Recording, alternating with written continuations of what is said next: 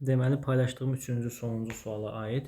Burada bizdə deməli radius verilib.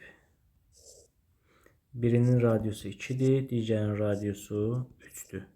Və bu ifadənin mərkəzi koordinatları neçədir? Deməli, O nöqtəsi burada x-i -6, deməli, digəri də -3. Bir digərinə baxsaq, tutalım ki, burada da olsun A mərkəzi olsun buralar. X-i 3, digərdə y-də -15. Bizdən çevrələr arasındakı ən qısa məsafəni, bizdən bura qədər olan məsafəni soruşur.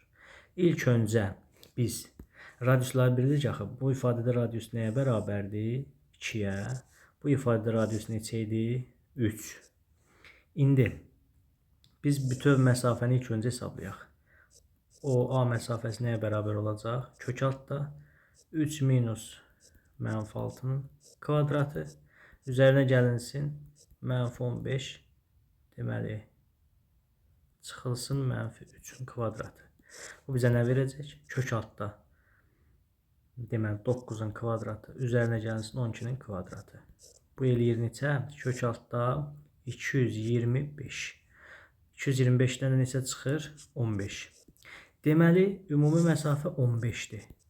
İkisi burada, 3-ü burada. 5-i çıxsaq, yerə nə qədər qalır? 10. Deməli, çevrələr arasındakı ən qısa məsafə 10 olacaq.